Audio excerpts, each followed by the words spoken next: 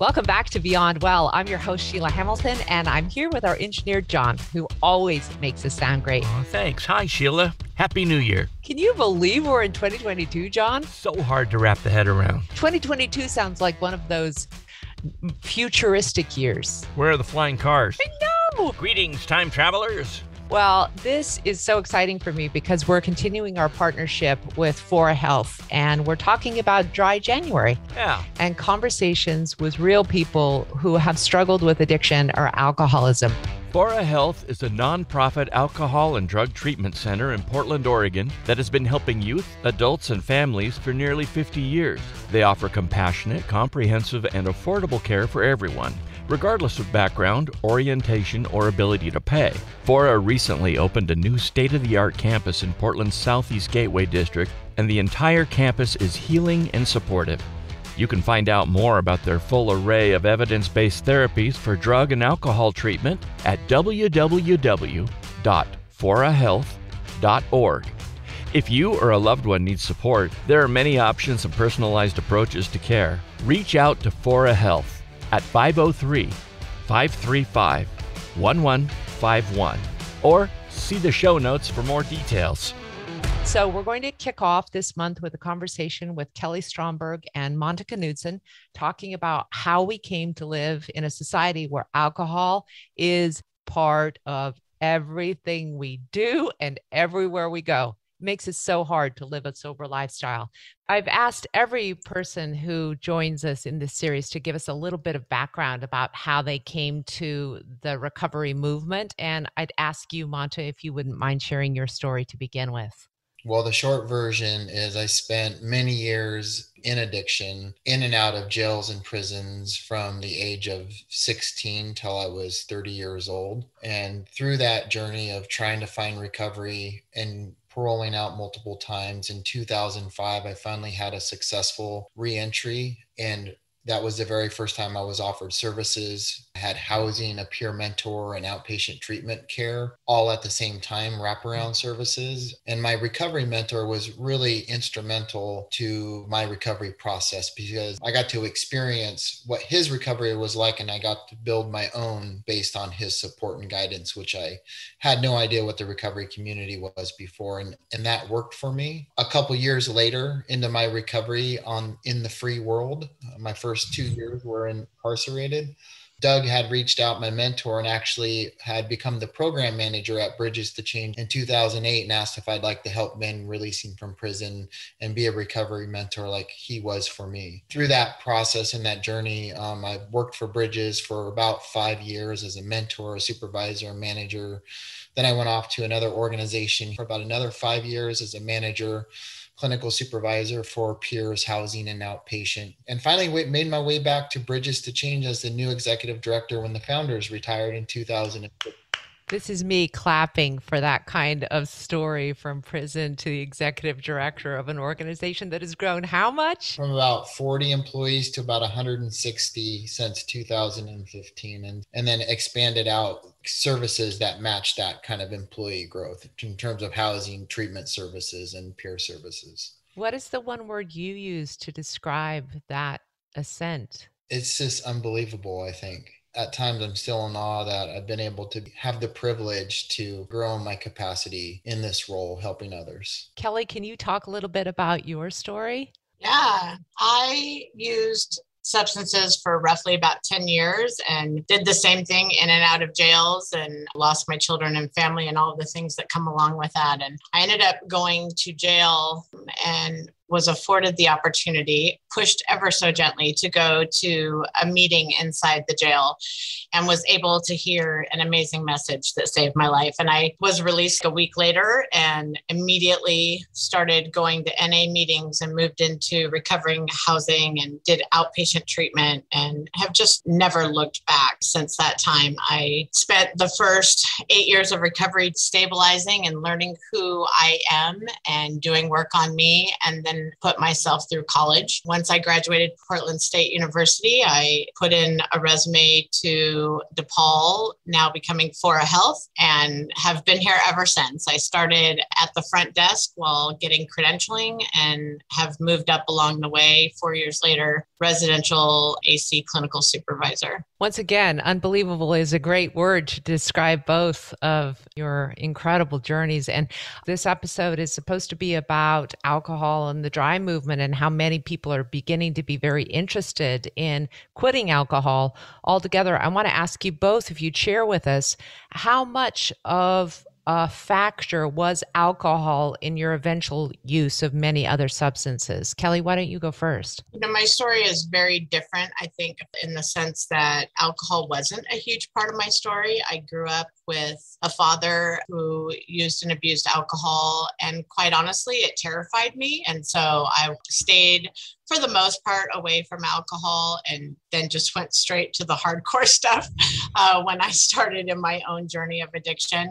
And what was your eventual drug of choice, Kelly? Methamphetamines. And how many years did you use methamphetamines before? Just barely shy of 10 years. Unbelievable. Wow. That is really, really difficult to recover from. So congratulations. Thank you. I did relapse about 8 years in, and it was on alcohol. I think for me in my head, I was like, well, I'm not using meth, but I had relapsed because I was going through a tough time in my life and I didn't want to feel how I was feeling. And so that for me was a clear relapse because it didn't matter the substance. I was covering up an emotion that I was unable to cope with. Wow. So this brings up so many questions I want to get to later of, can you actually have a drug that you don't put in the category of an addiction? Because I know many people try to. They're always telling me about which drugs are okay and which drugs are not okay, which drugs they can control, which drugs they can't. Monta, alcohol did play a role in your addiction and your increased use of drugs, correct? For me, it was just out of 8th grade to the beginning of my freshman year. I think it was actually the summer. And being a teenager and a young man in Alaska, it was really, the culture was 4-wheel drives, bonfires, and drinking. And to be part of that cool clique of folks, that's kind of what was going on. And even though I battled with not wanting to, because my older brother, 3 years older, had some previous history with addiction or had addiction, I really wanted to stay away from it, but it really drew me in. Partying every weekend turned into every weekend and Wednesday. That carried me into other drugs of choice later, but alcohol played a key role in driving me to my eventual drug of choice of methamphetamine. And would you say that it's because it kind of lowers your impulse control ability, but it also keeps you in that social circle of people who are experimenting further and further and further? Yeah, I would say that. And I would also just add that as an alcoholic addict person, I'm always trying to change the way I feel. And alcohol is an easy way to do that. Yeah. Just like Kelly shared, multiple times of me trying to get clean and sober prior to this last time without knowing what recovery was. I always knew alcohol was my gateway. And every time I drank alcohol, I found myself back to using meth within a few short weeks. And I knew the cycle and I knew it well. Monta, what happened that precipitated drug use into prison? Take me through sort of the steps of worsening need and the frustration and the bodily response to needing it really becomes almost impossible to cope with. Could you describe that? Yeah, I mean, for me, I quickly moved from alcohol to cocaine as a teenager in Alaska. Next summer, I was working on a fishing boat, and a lot of people were doing cocaine as fishermen in Alaska. And as an addict, that just turned everything upside down for me. And then it was just the chase. And so that carried on into meth and carried me in and out of prison and crimes related to the means and ways to get more, or all the drivers of my criminality and all the drivers of my continued use. And Monta, you mentioned that it was the one time that you were offered wraparound services that made the difference for you. What happened in all the times previous? Were you just let out onto the streets and you'd return to what you were doing before? Yeah, interesting enough, it was mostly just a release either to my mom or back to old friends and family. The time prior to my last release, I actually did a program while in prison. I did prison boot camp, and I actually learned about addiction and I learned about my thinking errors and criminality, but there was no post-treatment plan for me. There was no recovery housing. There was no peer mentorship our treatment to follow. So even though I got all the tools while I was incarcerated, you have to have the follow-up, in my experience, of the hands-on handoff, warm handoff to reentry services. And that's what I received the last time I was paroled. And is that the goal of Bridges to Change? Yeah, our goal is to provide those full wraparound reentry supports when someone's coming out that day. Our mentors in most of our programs are going in and doing reach-in and meeting with folks prior to release, building those relationships, because we know how easy it is to get lost from the gate to your old friend's house. So we want to be there to interrupt that cycle and show people a new way to live the best that we can. Kelly, I want to talk with you about environmental or traumatic aspects of your past that you felt the necessity to change how you were feeling. It sounds to me like you were attempting to escape some very, very difficult circumstances. It started at a very young age with a lot of abuse factors and growing up with lots of trauma and trying to find ways to cover that up like most girls do, and it just not working. And then I married very young and had lots of children, and then found myself alone and going through a divorce. And all it took was one person showing me attention when I felt very alone and saying, hey, let's go do this thing. And I was just like, okay, let's go, and it was just a way of not being able to cope with my life, with just a culmination of events cascading on each other and building until this point where I just was unable to cope with anything at all, really. Why do you think that some bodies choose methamphetamine as their preferred way to feel and other bodies choose opioid? Because it is the body that ultimately makes that choice, right?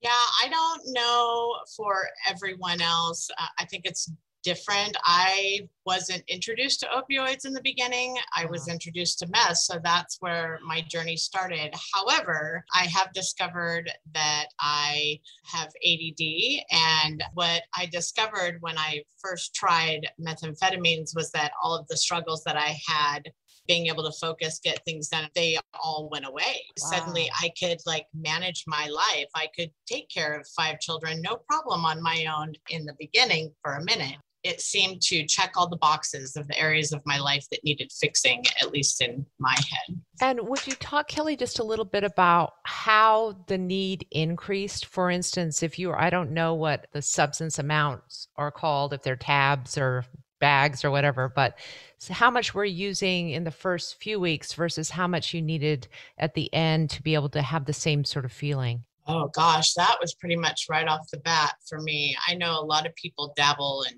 start out socially. And for me, it was day one.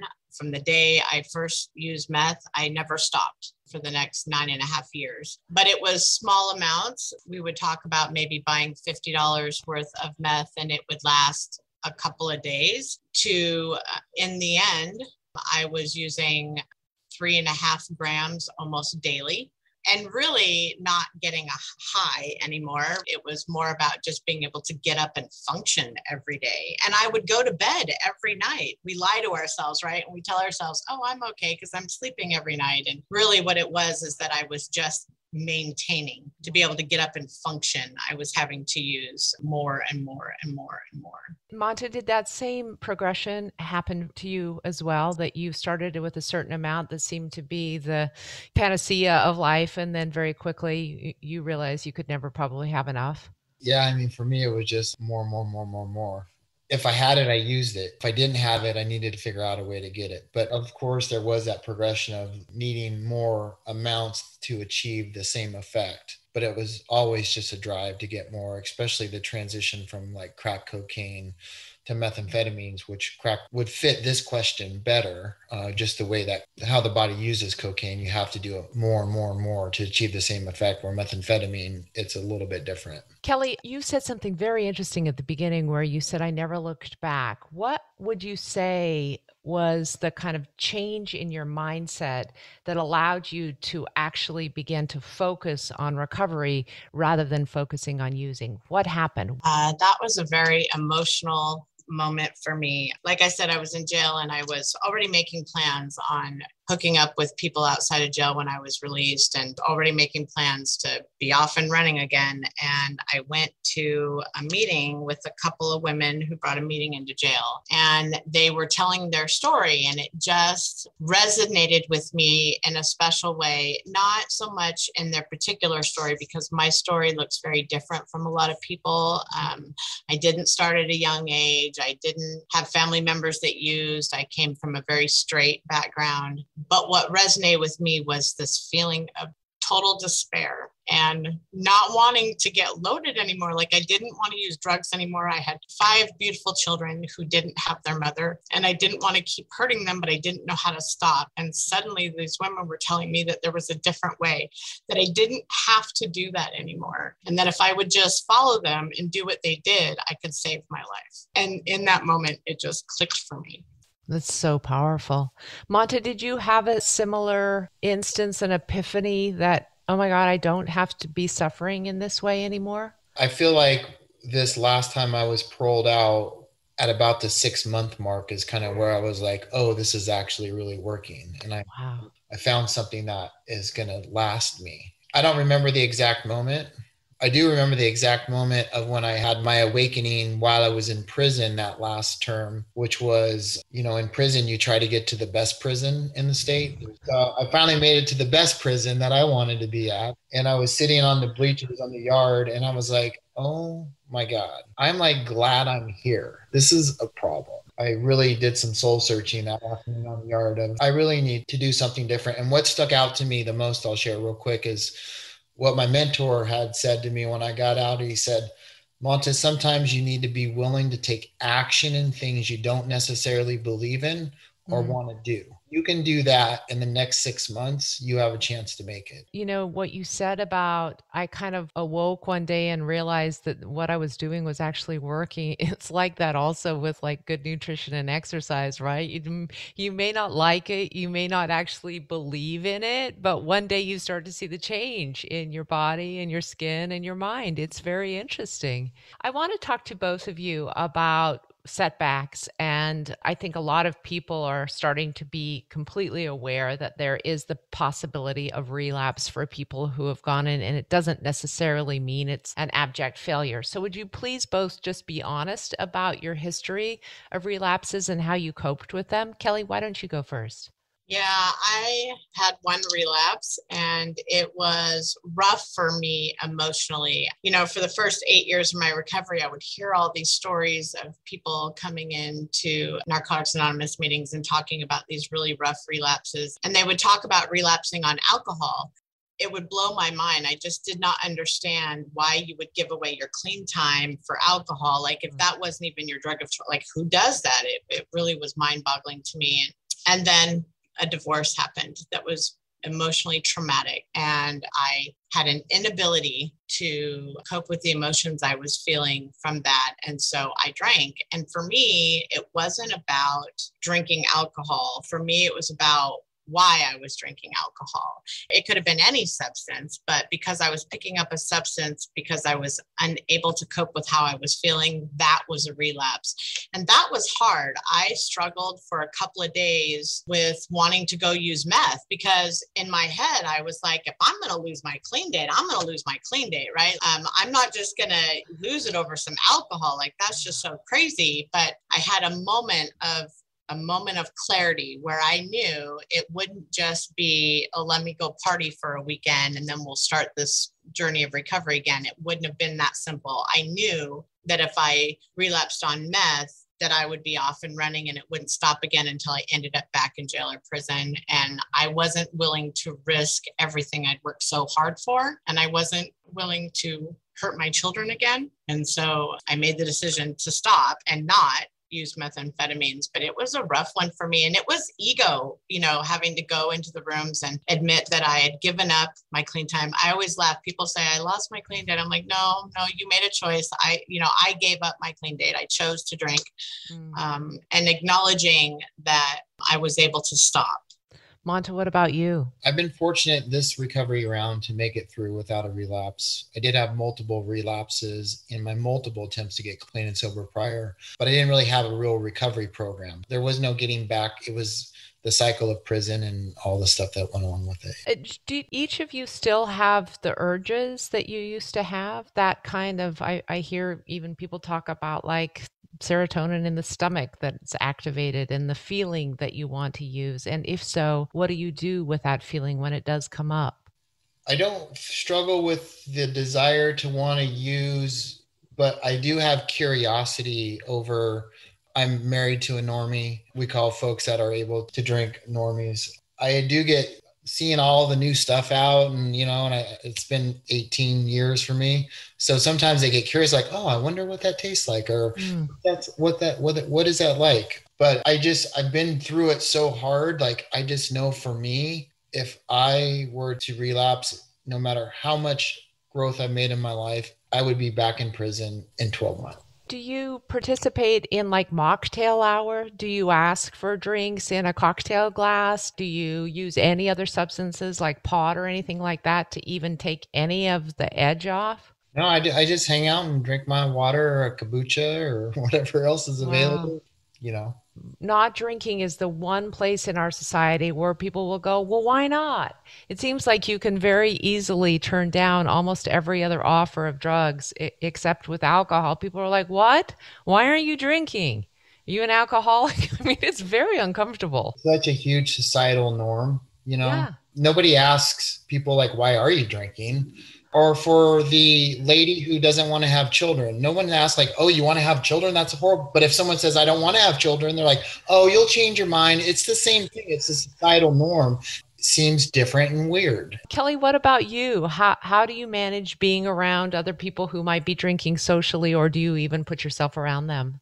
I had a moment when I first started school at Portland State. It's such a norm down there to go study at the local bar and to have a drink in between classes. And I had a moment of just wanting to feel normal. Like, what does normal society look like? And be a part of that normal scene downtown Portland at Portland State University. It was short-lived. It was just a curiosity, really. And I was like, well, that's just not my deal. I don't do the mocktail. In my head, I would think that would be too close to, like pretending to use meth, but not really having meth, right? Like, I wondered about that. I've actually wondered about that because to me, it's sort of like, okay, if I had an issue with alcohol, having it in that glass, maybe smoking a cigarette, then you're around people and it would evoke all of the other stimuli that's kind of heightened to want to really drink. So many triggers are psychological. Yeah. They're not all physical, right? It can be something that you see or a memory or a smell or anything that takes you back to. I always worry about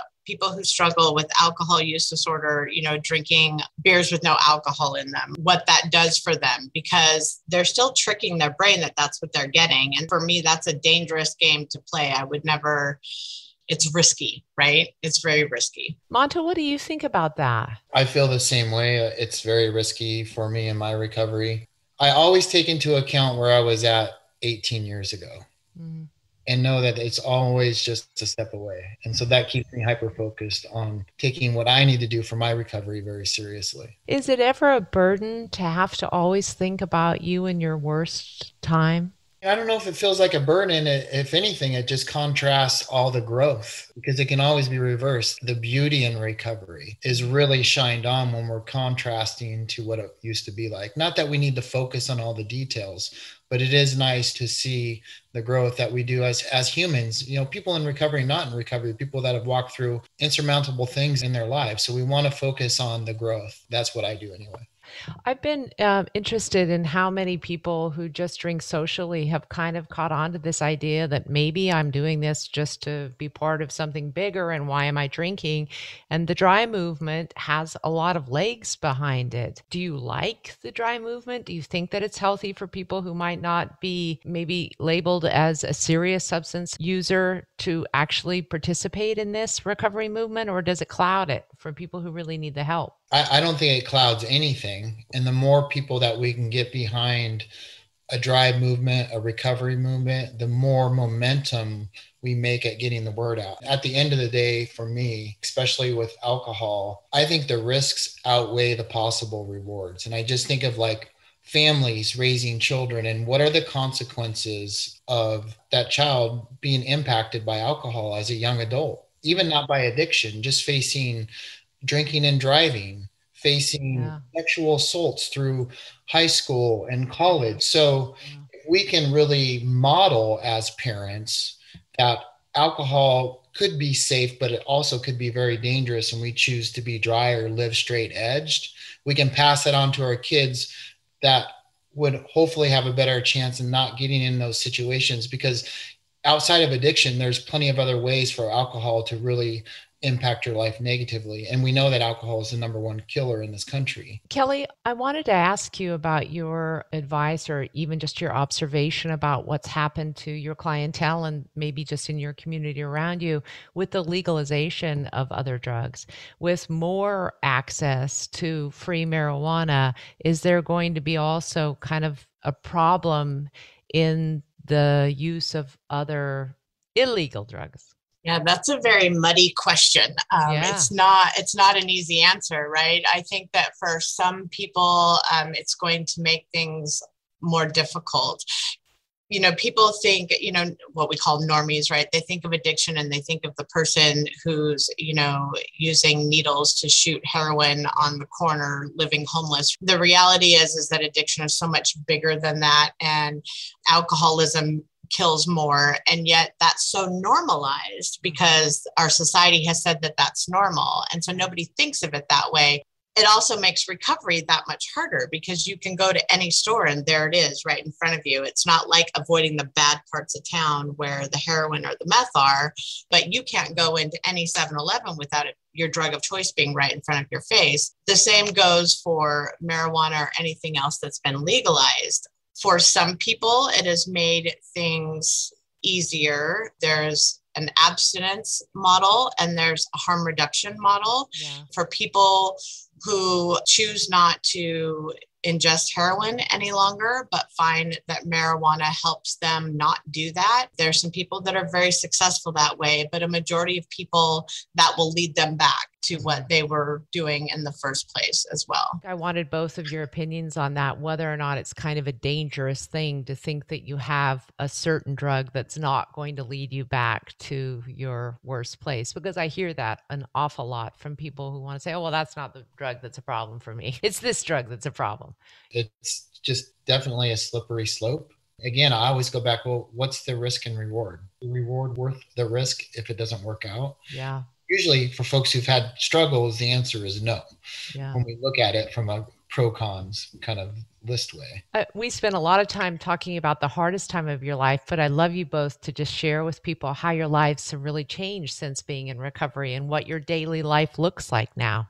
Oh, wow. It's just so different from the way it used to be. You know, I successfully raised 5 children. The last 2 are off deploying in the military right now. They're 19, and all the older ones are off and doing their thing. So I feel that's a huge success. Some of them grew up in the middle of our addiction, their moms and mine, but they've also seen us grow and grew up in the rooms of 12-step recovery. So I think that out of everything, that's like the number one thing, is seeing that we were able to raise humans and set them on their path.